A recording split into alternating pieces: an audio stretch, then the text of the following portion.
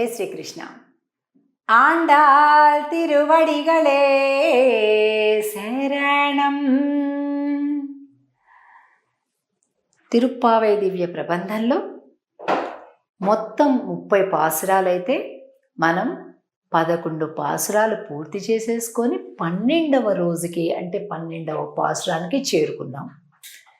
ఈరోజు నిద్ర మేలుకొలపబడేటటువంటి గోపిక యొక్క కుటుంబం ఎలా ఉంది అంటే, పశువులా చూస్తే లక్షల సంఖ్యలోనండి, గో సంపద లక్షల సంఖ్యలో ఉంది. ఉండేటటువంటి ఆ దూడలు వగైరా అవన్నీ కూడా వాటిని ఎవరైనా విప్పితే వచ్చి పాలు తాగుతాయను. అవేమో ఇప్పేయట్లేదు వాళ్ళు. ఈ గోప వంశానికి, ఈ గోపెమ్మకి చెందినటువంటి కుటుంబం పట్టించుకోవట్లేదట. వాళ్ళ ఆస్తులు పాస్తులు సంపదలు దాన్ని ఎట్టా క్యాష్ చేసుకోవాలి అసలు ఆలోచనే లేదు. వాళ్ళు ఏం చేస్తున్నారు, మొత్తం స్వామి కార్యంలో పూర్తిగా నిమగ్నం అయిపోయారు. ఈ దూడలను ఇప్పితే అవి పాలు తాగుతాయి, వీటికేమో పాలు చేపుకొస్తున్నాయి. పాలు తాగాల బిడ్డలు, తల్లులేమో పాలు చేపుకొచ్చి బాధపడుతున్నాయి. వీయేమో తల్లి దగ్గరికి వెళ్ళాలని ఆరాటపడుతున్నాయి, కానీ దాన్ని ఇప్పేవాళ్ళు లేరు, దీనికి సరి చేసేవాళ్ళు లేరు. అలా ఉందంటే ఈరోజు అల్లకల్లోలంగా ఉంది పరిస్థితి. ఏంటో చూద్దాం, పాశ్రాన్ని సేవిద్దాం. కనైత్తిడం కత్తెరుమై కన్రుక్కిరంగి நினைத்து முளைவழியே நின்று பால் சோரா நனைத்தில்லம் சேராக்கும் நற்செல்வன் தங்காய் பனித்தலை வீழனின் வாசல் கடை பத்தி சினத்தினால் தென்னிலங்கை கோமானை செத்தா மனத்துக்கினியானை பாடவும் நீவாய் திரவாய் இனித்தான் எழுந்திராய் ஈதென்ன பேருரக்கம் அனைத்தில்லத்தாரும் அறிந்து ఏలోరెంబావాయ్.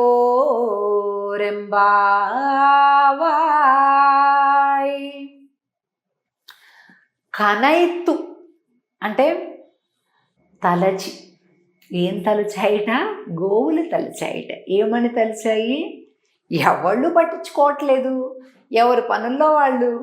దూడలు తమ పొదుగులో మూతి పెట్టాయి అని తలచుకొని స్రవిస్తున్నాయంట పాలని. చూడండి, మనం కనుక ఆవులకి పాలు తీయాలంటే ఎన్ని కష్టాలు పడాలో. ఆ కుండ పెట్టాలా, తడపాల, పొదుగు దూడను పెట్టాలా, మళ్ళీ దాన్ని తీయాలా, 100 రకాలండి.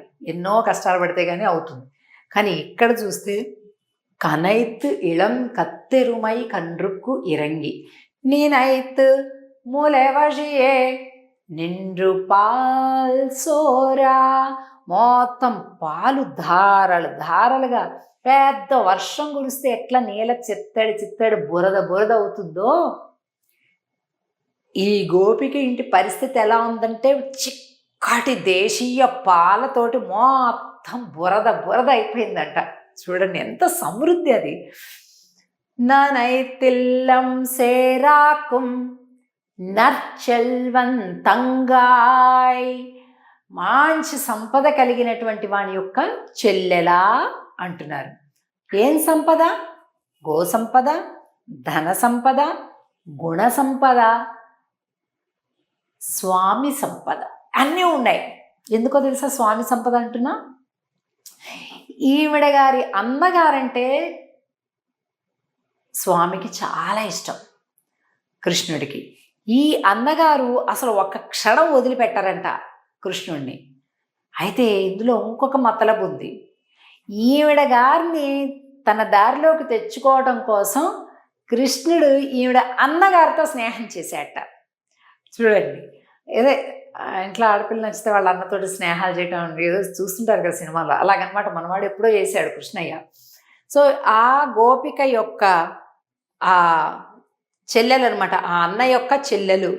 పనిత్తలై వీజనిన్ వాసల్ కడై పత్తి అంటే అసలు ఆ బురద ప్రవాహంలో తట్టుకొని నిలబడటానికి గట్టిగా ఇట్లా కిందంతా జారిపోతున్నాం, ప్రవాహం పాల ప్రవాహం వచ్చేస్తుంటే ఇట్లా పట్టుకొని నిలబడ్డామమ్మ, నీ కోసం వచ్చామమ్మ, జారిపోతున్నామ్మా, తొందర రామ్మా, ఇలా చెప్తున్నా అనమాట.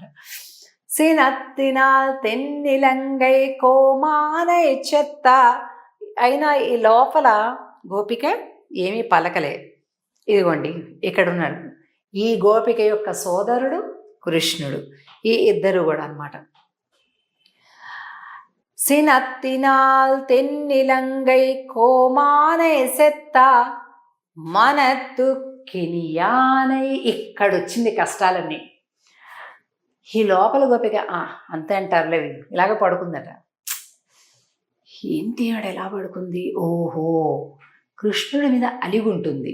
మామూలుగా అసలు కృష్ణ నామం చెప్తే చాలు చెంగుమని ఎగురుకుంటూ బయటకు వచ్చేస్తుంది, అంత ప్రేమ కదా ఈమెకి. కానీ రావట్లేదు అంటే ఏదో అలిగింది ఈమె.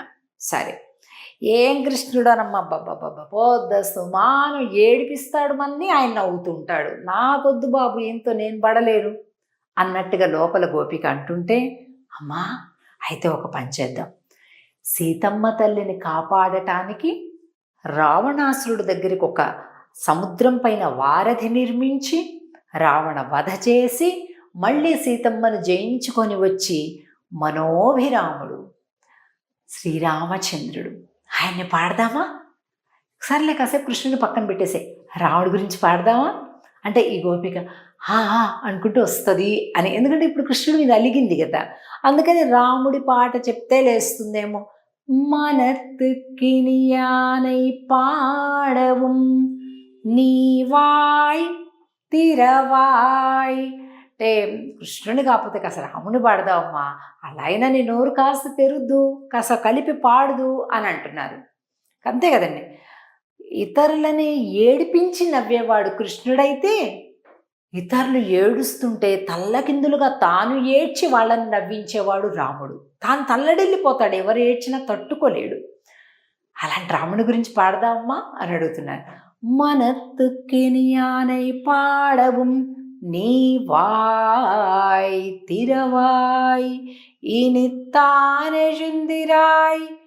ఈదెన్నా పేరు రక్కం. అమ్మా ఎంత లేపినా లేవట్లేదు, అందరికీ వినిపిస్తుంది, నిన్ను లేపుతుంటే అందరికీ తెలిసిపోతుంది, లే లే అంటున్నారు. మనం కూడా అంతే కదా, ఎవరైనా లేకపోతే పెద్దగా తలుపులు కొట్టి కిటికీలు కొట్టి బెల్లులు మోస్తే చుట్టుపక్కల ఇళ్ళ వాళ్ళందరూ లేస్తారు, వీళ్ళు తప్ప. అలా ఉందమ్మ నీ పరిస్థితి, ఉందమ్మ ఎందుకు పరువు పోతుంది, లే లే లే తొందరగా అంటున్నారు ఈ గోపికని నిద్ర లేపుతూ. ఇలా 12వ పాశురంలోని సంపద కలిగినటువంటి గోపబాలుడి యొక్క చెల్లెలు, అదే భక్తవత్సలనని ఒక దివ్య దేశం ఉంది తమిళనాడులో. అక్కడ స్వామి శ్రీకృష్ణుడు ఈ గోపిక యొక్క అన్నగారు కలిపి ఉన్నటువంటి అచ్చు ఇలానే ఉంటుందండి. ఆ ఆలయంలో కృష్ణుడు ఇలాగే ఉంటాడు. తమిళనాడులో ఉంది ఆ ఆలయం, భక్తవత్సల పెరుమాళ్ అంటారు. ఇట్లా ఈ సోదరుడు ఈ గోపి, ఈ పాసురంలో చెప్పబడినటువంటి ఈ బాలుడు గోపబాలుడు కృష్ణుడు ఇలాగ ఇద్దరు భుజాల మీద ఫ్రెండ్స్ లాగా గొల్లవాళ్ళలాగా చేతులేసుకు వాళ్ళ భుజాల మీద చేసుకొని ఉంటుంది కృష్ణుడి యొక్క విగ్రహం అక్కడ. సో తప్పకుండా అలాంటిది ఒకసారి మానసికంగా మనం భావన చేద్దాం. ఆండాళ్ళ తల్లికి మనం ధన్యవాదాలు తెలుపుకుందాం. ఇక రేపు 13వ పాసురంలో తిరిగి కలుద్దాం. ఆండాళ్ తిరువడిగళే శరణం. జై శ్రీకృష్ణ.